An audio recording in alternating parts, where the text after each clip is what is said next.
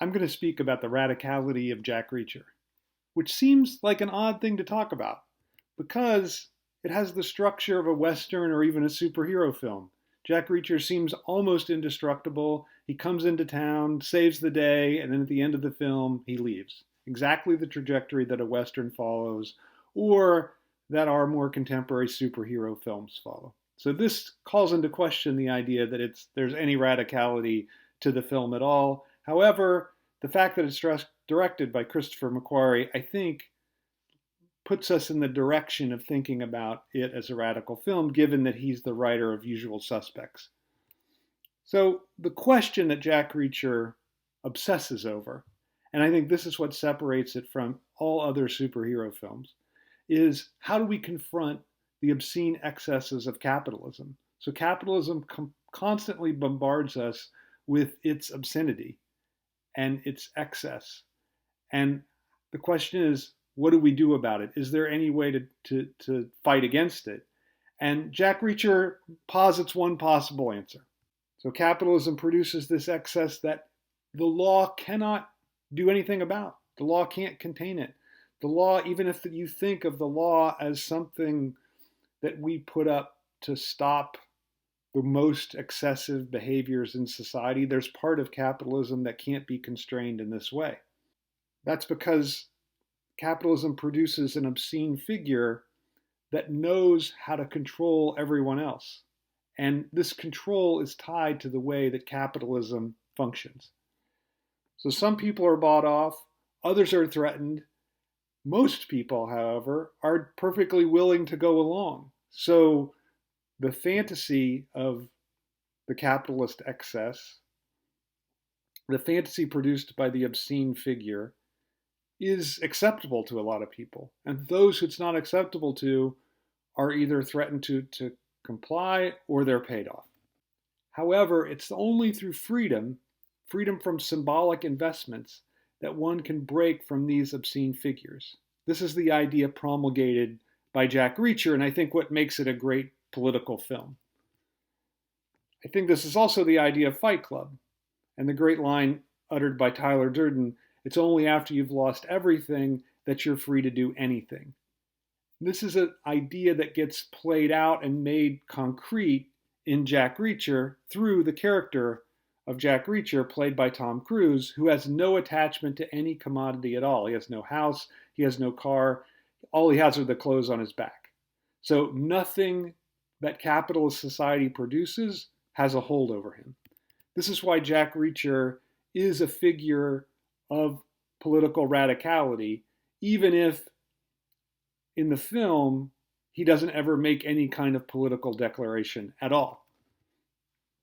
What he's able to do, however, is to constantly defy the expectations of authorities. And we see this happen right when he first enters the film. Let's take a look at the scene where he first enters the film and this becomes manifest. Okay, now it's your turn, Reacher. Why did he call you as a witness? I don't believe he did. Well, I believe he asked for you by name. Any chance I could look at the evidence? No way. Not till you answer some Nice questions. meeting you. Hey, Mr. Reacher. Hey, Mr. stop. Reacher. Stop right there. We had a deal. I take you to bar, you tell me what you know. Well, I know you say he shot 5 people. I know he's in a coma. I know there's a bus station 3 miles away, and I can walk there in 24 minutes. You just gonna walk out on your friend? He's not my friend. Why'd he ask for you then? Well, same reason he shot 5 people. He's crazy. So it's Reacher's willingness to always be ready to walk away, and this leaves the authorities no way to have control over him, because their control is tied to the idea that the person they're trying to control has some investment in what they have control over. But they don't have, Reacher does not have the similar kind of any kind of investment in this way. Hence, there's no control over him, as we see evinced in this scene. This scene shows really nicely that Reacher is always ready to walk away. This is his constant default position, and he's able to have this position precisely because he does not have an investment in the structure of capitalism. And this is why the authorities have no control over him, this ability to always be ready to walk away. You might say that Reacher approaches every situation from the position of someone who doesn't fit within the situation. which is what gives him the ability to constantly walk away. He's not one who belongs, and this non-belonging is crucial. It's his own excessive position, interestingly, that gives him the ability to see the excess that everyone else ignores. So everyone else in the film doesn't see what he's able to see, and this is an excess that occurs within the crime scene. This becomes clear in the scene where he examines the evidence. Why do you think he paid for parking? Pardon? He's about to fire 6 shots into a crowd of strangers. And he's worried about the meter maid? Simple loony won't do it for you?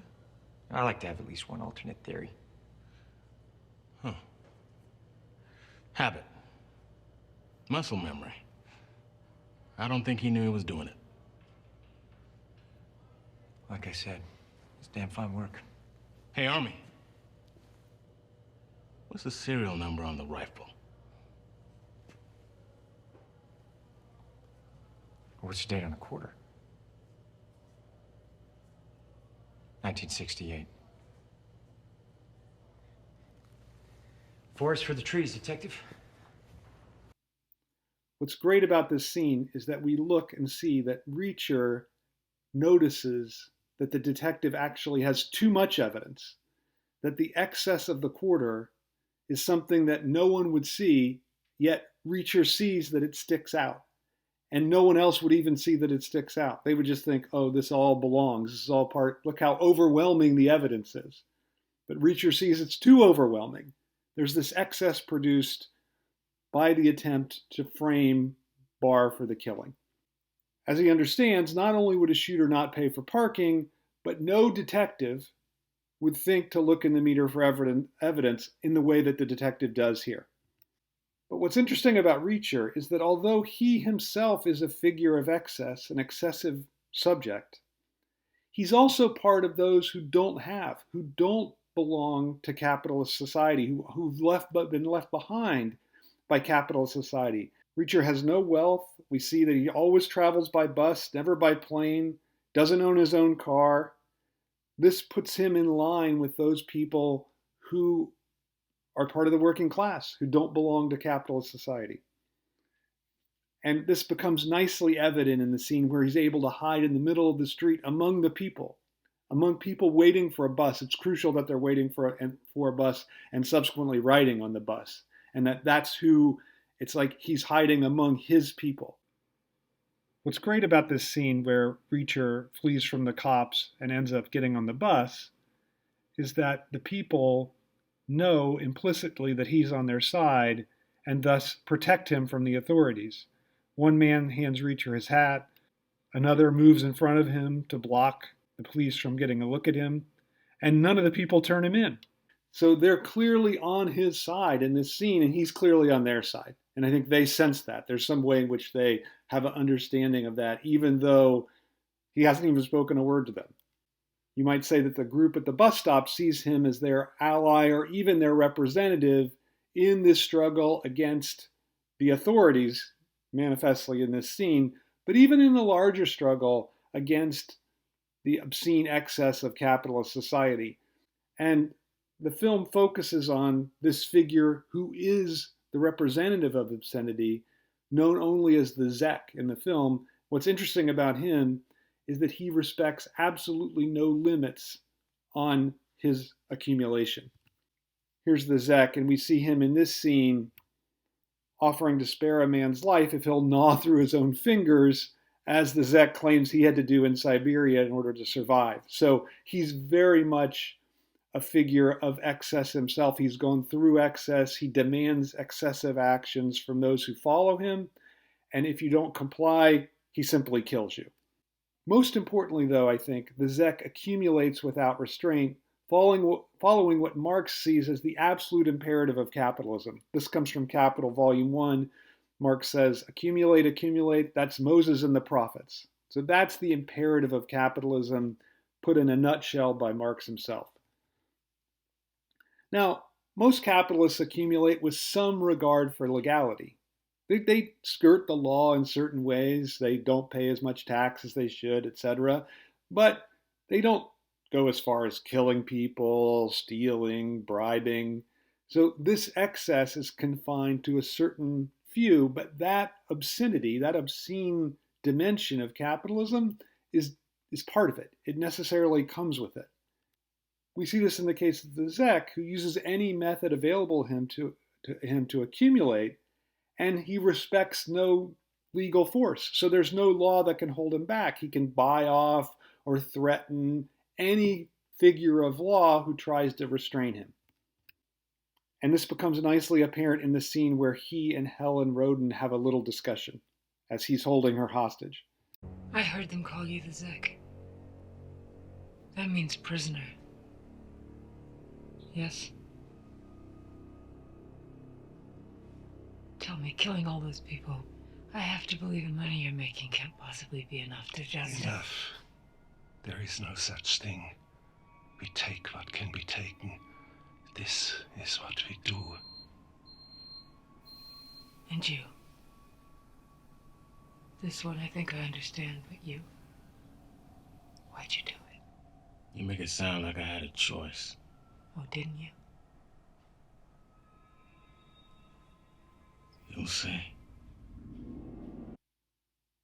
We see here the Zek say that there's no such thing as enough, which is the capitalist idea. Of course, he takes this further than most capitalists do, but no one can confront him because he's precisely willing to do whatever it takes to accumulate more and more and more. We take what can be taken. That's the imperative to accumulate. And the Zek we see in this scene has some kind of hold over Detective Emerson precisely because Detective Emerson has certain symbolic investments in the structure of capitalism, in commodities, etc. Reacher's freedom, in contrast, is what gives him the ability to fight this obscene figure. So I think we shouldn't be fooled by seeing Reacher's great skill as a warrior in the film, because what the key to his fighting against this figure and his ability to defeat this figure is precisely his disinvestment from the structure of capitalism itself, which he nicely explains in this scene where he's talking to Helen Reardon. Imagine you've spent your whole life in other parts of the world, being told every day you're defending freedom. And finally decide you've had enough. Time to see what you've given up your whole life for. Maybe get some of that freedom for yourself.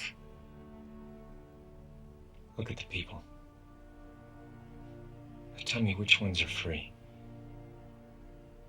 Free from debt, anxiety, stress, fear, failure, indignity, betrayal.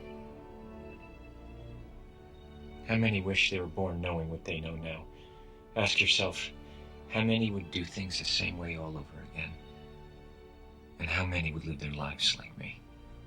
In the scene, Reacher nicely identifies freedom as the absence of any investment in the production and consumption of commodities. So that is, the absence of an investment in the structure of capitalism. And interestingly, he has come to that position by initially being a defender of capitalist society.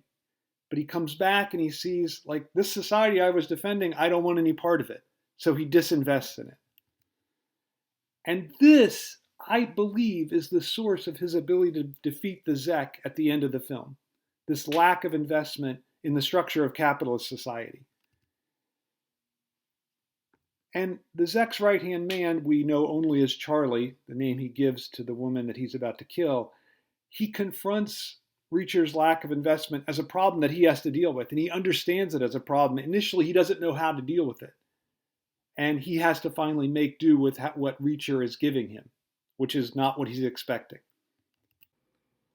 Even though Reacher clearly wants to save Helen Roden, he doesn't let this desire become a symbolic attachment, which is why in the scene he's able to say, "The lawyer's all yours."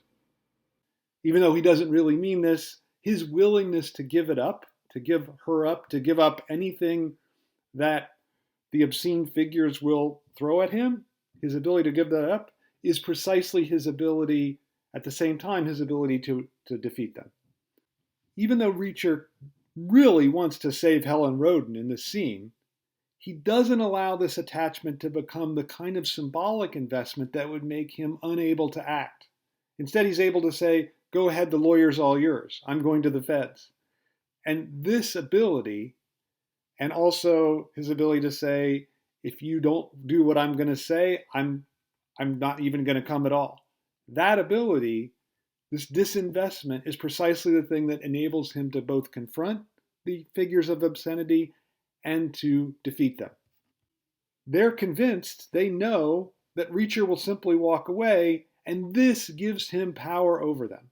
I think we should see that this heroic rescue is not the result of his skill, even though clearly he does use his skill that he's developed as a soldier, but instead it's the result of his symbolic disinvestment within the structure of capitalist society. This disinvestment gives him the power to destroy the obscene figure because it allows him not to care about what the obscene figure can offer him or can threaten him with. Reacher shoots the Zek, this scene in the end of the film, because he recognizes that nothing can contain the excess of this figure. Not the law, not any other kind of authority, not the standard functioning of the state. It's only through this excessive gesture by Reacher that the excess of capitalism itself can be eliminated. And that's the idea of the film, that in order to fight against capitalism and its excess, the point is achieve the kind of disinvestment that Reacher himself does. So it's a film really about how we can disinvest in what capitalism tries to entice us with in order to fight against the ways in which it controls us and controls society. So the only way really to do it, the film suggests, is by taking the path of Reacher, which doesn't mean, of course, living as a homeless drifter.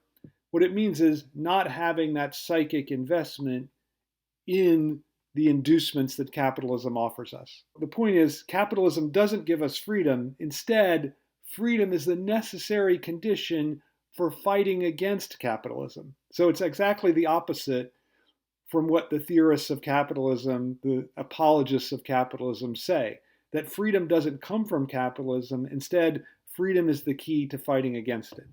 And that's the idea made clear, I think, perfectly in Jack Reacher.